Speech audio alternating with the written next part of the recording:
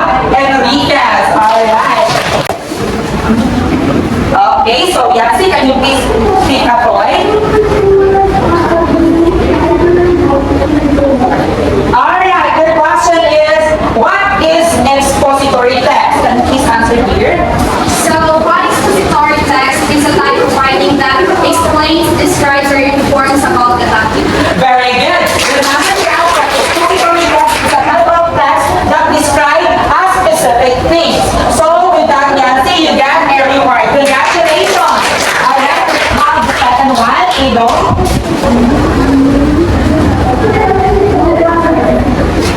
Alright, Ino, what have you learned about expository text? So, I've learned about expository text. It is all about giving some information about a specific thing. Very well said. Expository text allows us to give or get an idea about a certain things. Correct. So you also got a reward. The third one, we have Isha. Can you please select a toy?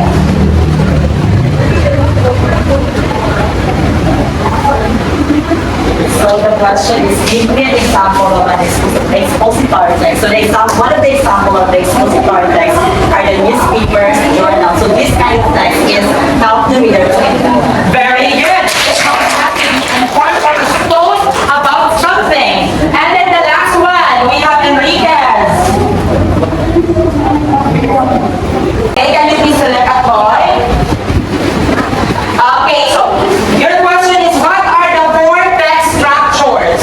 So the four text structures are process or sequence, compare and contrast, cause and effect, and problem and solution. Alright, again class, congratulations, you get it correct. Again class, what are the four text structures? Process or sequence? And problem and solution. Now I am glad class that you still have knowledge with our previous discussion. Let us all give them a hand. Now let us have another activity class. So this activity code says something. So I have here a video.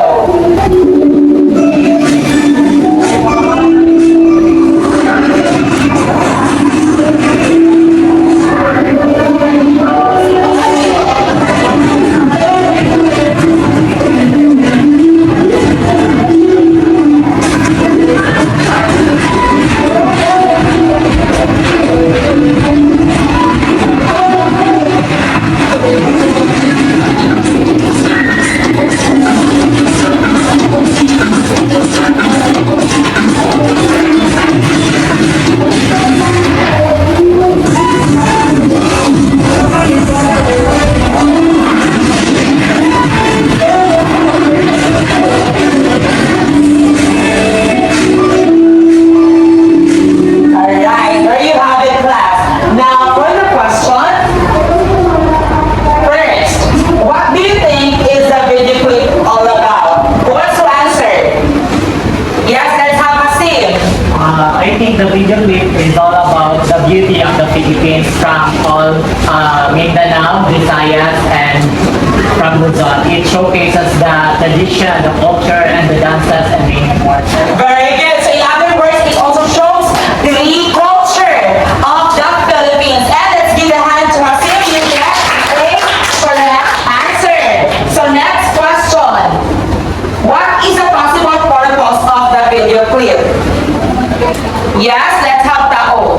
So the purpose of the video clip is to encourage foreigners or people who visit the Philippines because we have a lot of tourist spots to enjoy. Magnificent answer, Tao. So it encourage the tourists to visit the Philippines. Alright, next one. Who do you think this video is intended for? Okay, what's to answer? Who do you think this video is intended for? Yes, Eric. I think the video is intended for not only for Philippines but also for the foreigners or the other nationalities from the other countries. Exactly. So it is not just for us, but also for the foreigners to know more about our culture and the Philippines. So plus, our activity today has something to do with our discussion this afternoon. But before that, let us have first our learning objectives. Alright. So everybody, can you please read our learning objectives?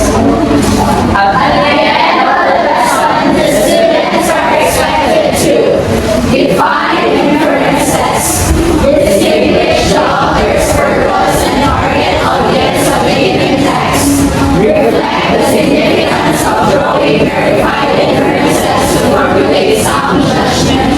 And draw inferences and conclusions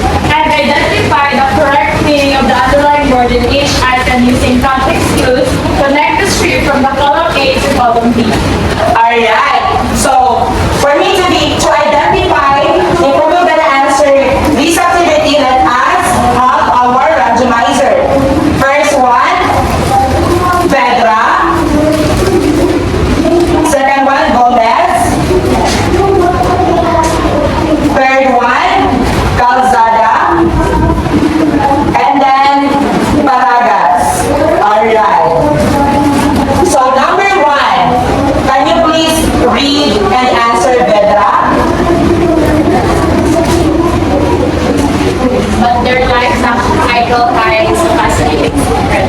Superpowered water multiplying processes. Alright, what does fascinating means?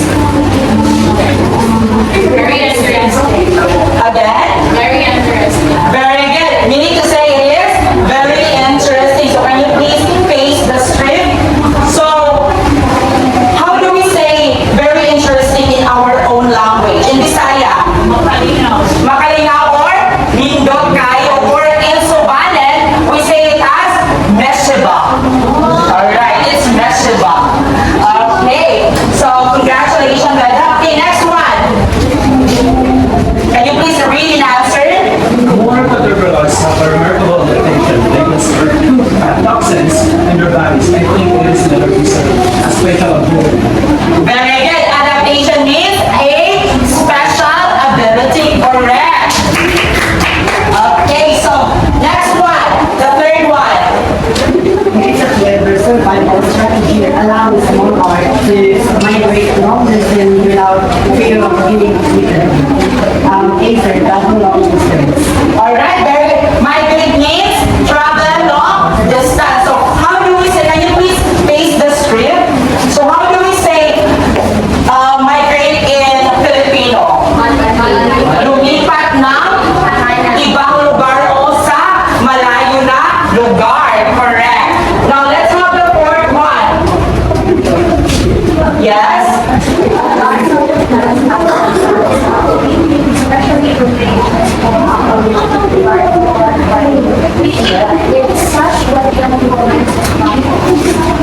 Alright, what does captivating means? Very good, captivating means interesting and engaging. So can you please face the script? Okay, the last one, let's have Tiwana. Alright, can you please read and answer number 5? So these eggs hatch into hungry caterpillars that munch on milkweed leaves. Alright, what does munch mean? It is to? Very good, it is to eat. Now, can you please face the script? So how do we say, in Bisaya we say to eat as a kaon, right? Okay, so how about in Muslim? How do we say to eat in Muslim? We have Muslim here. Taong. How do we say to eat or eat in Muslim? Khan. It is being says as khan. Alright. So let's us all give them a hand for a perfect answer. I am impressed class. Okay, so now let us have another activity. So this activity called read and analyze. So I want you to go with your group, the one that we created on the previous meeting. So please, group 1 stay here, group 2, and then group 3, and then group 4. Move to your group silently at the count of 5. 5, 4, 3, 2, 1. Alright, so now I have here a test. But before that, let us first know our guide questions. So these are our guide questions that you are going to answer later on.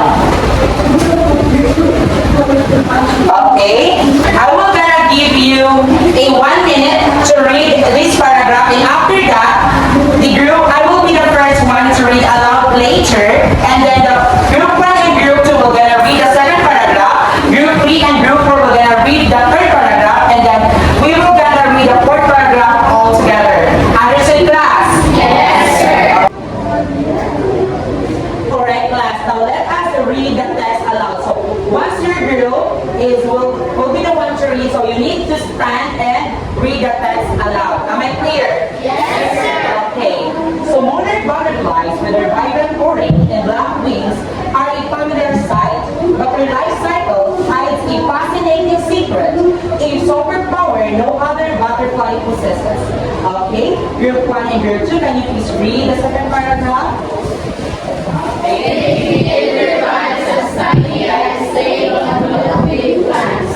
These eggs hatch into hungry caterpillars that munch on milkweed leaves.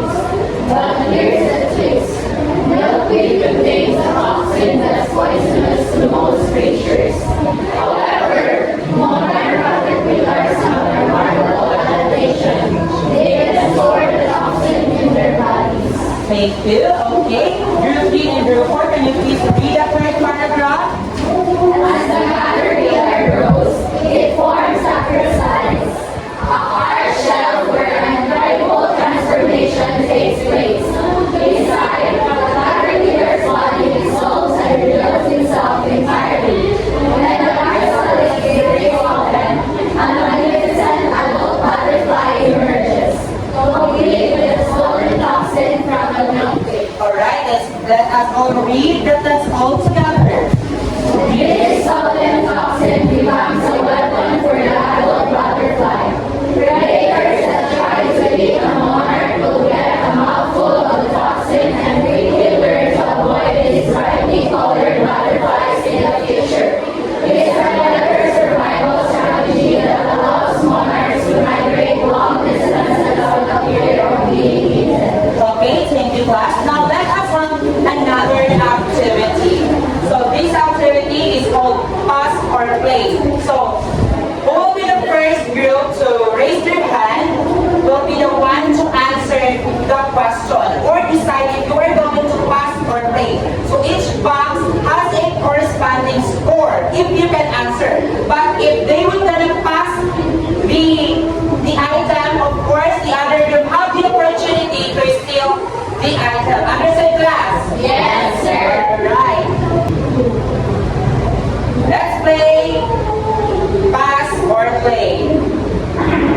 Alright.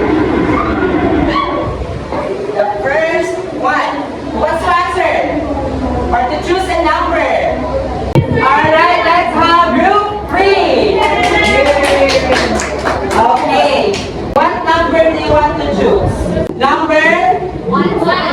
Okay. Number 1. Your question. What do you think is the author's purpose in writing the text? Again, what do you think is the author's purpose in writing the text? Group 3. Would you want to play or pass?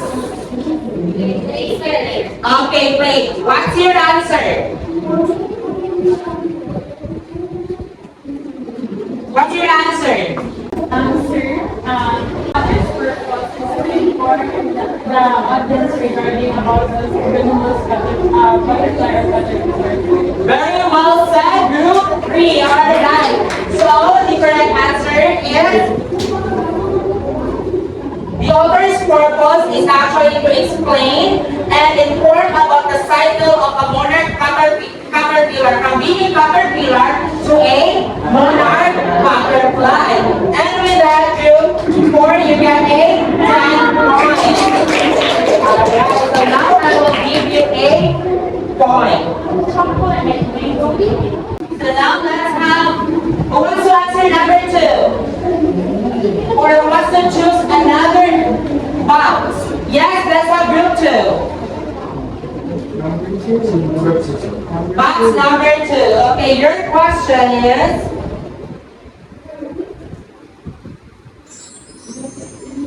does the author intend the reading text to a particular group of people? And who do you think is the text for? Would you want to pass or play? Play. Alright, so what's your answer? I think the authors do not intend the text to be read by a particular group of people. It is intended for everybody who loves to read and who loves to know more about the cycle and cycle of the caterpillar or the butterfly. Alright, thank you so much, group 2. It could be it could be for everybody, but how about the other way? Do you think that there is a group of people that the test is really intended for? Yes, sir. Aside from it is applicable to everybody. Yes, sir. Okay, who wants to steal? Yes, group 3. Intended for primary schools. Very good. It is for primary school pupils or students, or for those people who are interested in butterflies. Correct. So with that, you got the correct answer. Congratulations. Group 3, you got a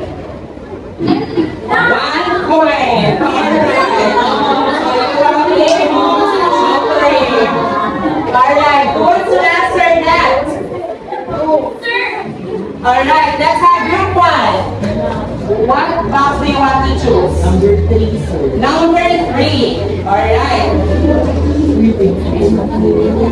Your question is, are these sentences mostly short and direct, delivering information efficiently or informative, or are they more varied and descriptive, helping you visualize the events or entertaining? Based on the text that we have read earlier, for us, we believe that the text is descriptive, which help you visualize the events or entertaining. It is because it explains a lot of information and able for us to know or be knowledgeable about the one or particular topic. Very well said, group one. Okay, you got the correct answer. So, we got a Alright. Let's have group 4. 5, sir, 5. 5. Okay, your question is, what specific details from the text help you understand the author's purpose to inform, persuade, or entertain? What specific text? Do you want to pass or play? Okay, what's your answer? Who wants to volunteer? So actually, some of the details in the text actually discusses that the cycle of a butterfly and how it is capable of adapting to the toxins of the milkweed plants that they were able to eat when they were in their caterpillar stage. Therefore, it was able to allow us to inform us about the cycle of these modern butterflies and how in which this toxin was able to allow them to adapt in order for them not to be targeted by the predators. Very well said, group 4. You have the correct answer, and we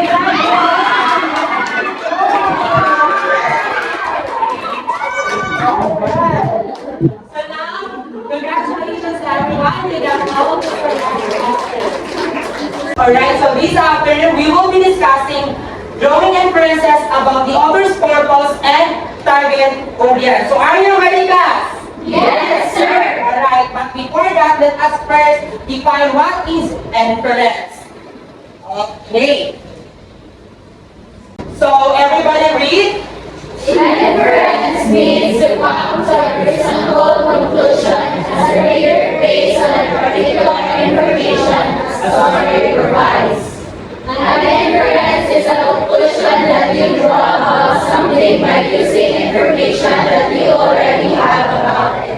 Okay, remember class that inference is a conclusion that you give to a certain things or you provide to a specific things. So, aside from that, this afternoon we will also discuss the different author's purpose. So there are 4 author's purpose. So first, let us define what is author's purpose. Who wants to read? Yes? The author's purpose refers to the reason that you highlight in a piece of content. There are 4 reasons the author's purpose to persuade, to inform, to entertain, and to explain. Alright, thank you. So, remember class that the author's purpose are the reason why that the author create or write that certain text. So, there are 4 types of author's purpose. And these are, everybody read? To persuade, to inform, to entertain, and explain. Okay, first let's have to persuade. So, can you please read? Yes? To persuade. The author wants to convince the reader to agree with them or to think or act in a certain way. Okay, what comes in your mind when you heard or saw this to persuade? And this is common to those businessmen who want to invest in their companies or so it's way for them to gather their investors. Very good. It is a way to convince or to make somebody to believe in your own belief. So, can you give me some examples that use this purpose? Yes, exactly. Can you please answer? Very good. Advertisement. So that is some of the example of to persuade. The next one is to inform. So to inform, the author's purpose is to teach the reader about a topic by presenting facts in an objective way. So meaning to say, you get the idea or information about a something or a specific thing. For example, newspaper. So it gives us information about a happening or issues, events, correct. So next one, the third one is to entertain. Alright, who wants to read and give her insight? Yes, Tao. Entertain. The author seeks to make the reader understand the process of or idea. So it means that the author wants the reader to understand the story, what it is all about, the process, and what is the concepts or ideas that the authors are writing in their story. Very good. So aside from it allows us to understand, it also gives us joy when we read that certain text. For example, stories or fictional stories. Okay, what else? Fables or comics. So those are some examples of to entertain. Now next one, we have to explain. So who wants to read? Yes?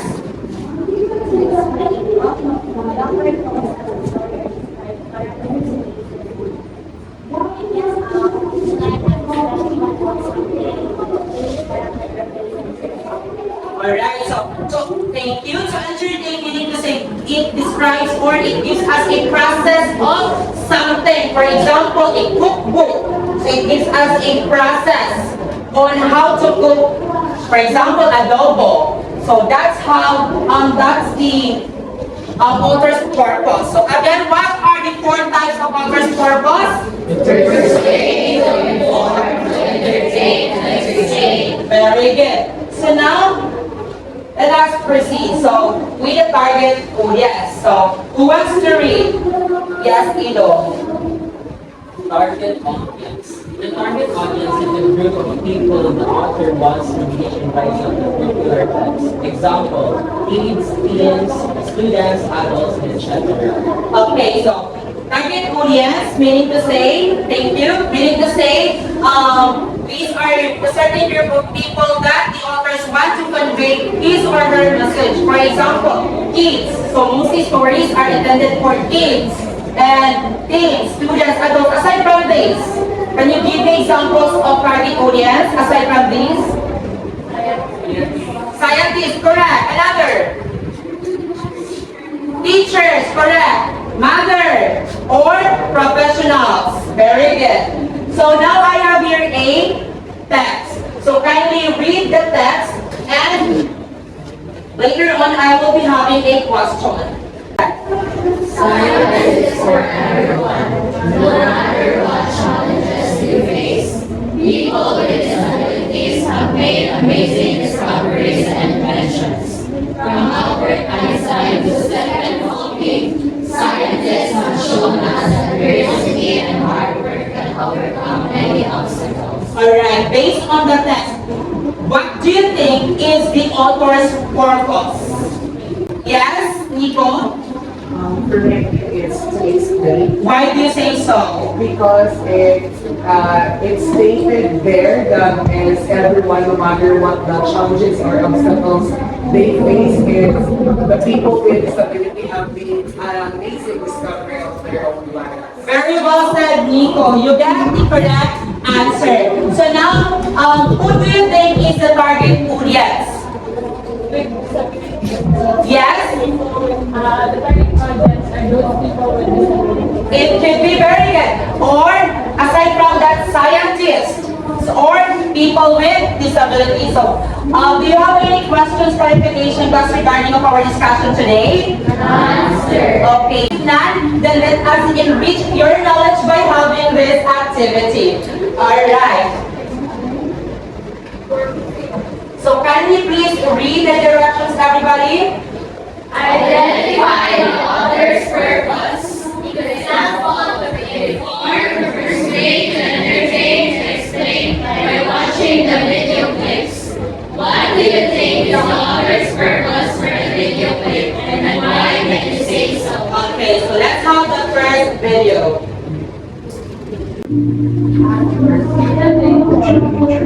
State Public Schools business management, leading the hospitality and public school arts and sciences, became the youngest EMT. Yes, who wants to answer? Yes, Petra? I think it is persuade. They are persuading the private junior high school to enroll in this institution. Very good. So you got the correct answer. So the first video is to persuade. Correct.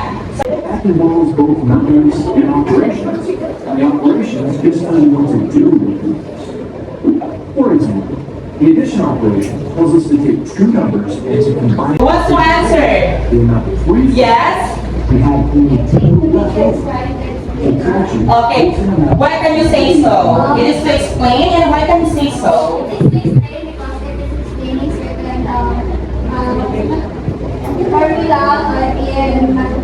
Okay, it aims to explain basic mathematics. Correct. So now let us have this another video.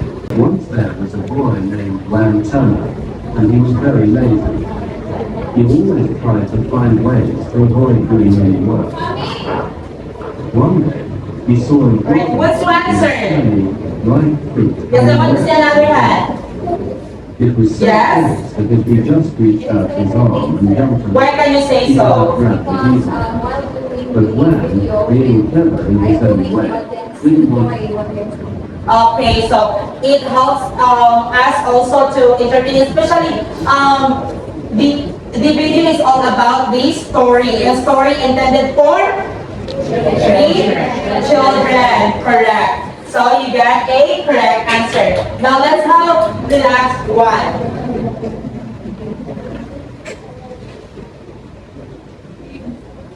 Suban, also called Subanen or Subanon, is a term meaning from the river, derived from the root word soba or suba, meaning river, and the suffix nun or non, which indicates locality or place of origin.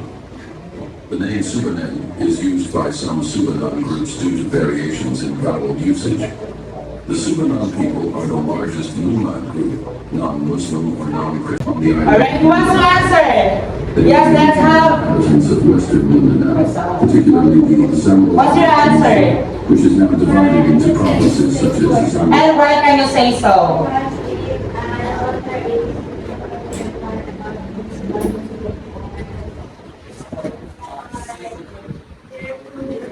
Alright, correct. So, it is to inform and it gives us information about the Subanan tribe that exists here in our very own province of Zamboanga del Sur. So now I do believe that you are now ready for our activity. So together with your group, let us have this another activity. So, okay, so group 1, you will be the slogan scavenger. So, you are going to identify the author's purpose and target audience based on the slogan provided. So, I will then provide the slogan for you later. Group 2, short story analyzer. You are going to identify the author's purpose and target audience based on the short story provided. Group 3, advertisement enthusiast. Identify the author's purpose and target audience based on the advertisement provided. And then for group 4, text detective, you are going to identify the author's purpose and target audience based on the text provided. Am I clear, class? Yes, sir. Okay, so before that, let us have first our rubrics. So, for the content knowledge, 4 as the highest, you will then demonstrate exceptional understanding of the topic, provides accurate and in-depth information. So are you now ready? Yes. Okay.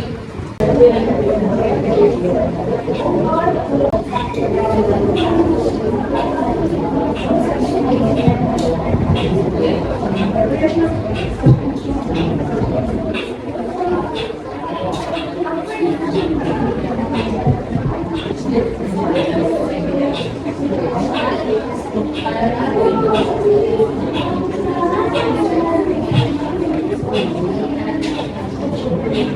you only have 4 minutes left. Are you done, class? Okay, so now let's have the group 1. Okay, then please pick one representative to present your work.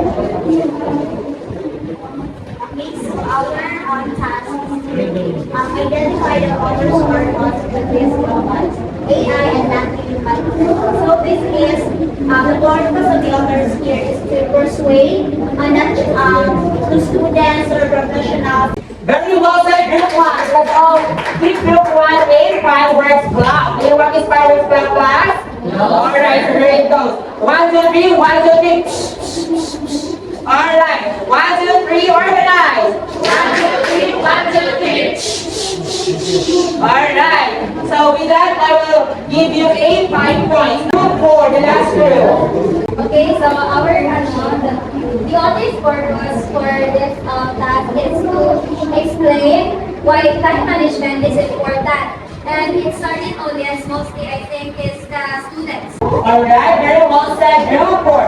Everyone, congratulations because you got all the correct answer. And I do believe now that you really understand our discussion. So that's why let us now proceed with these questions. Okay. So these activities will express yourself. So first question, again, what is an inference? Yes?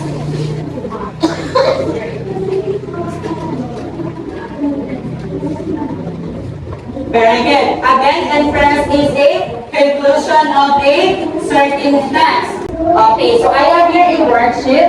So you are going to answer this and I will give you only 5 minutes to answer this one.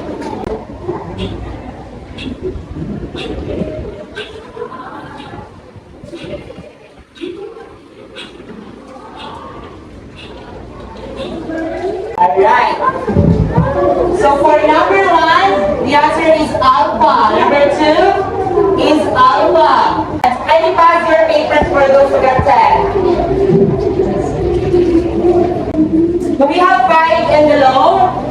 None. So, thank you class and congratulations because I do believe that you really understand our discussion for today. Copy or take a photo of our assignment.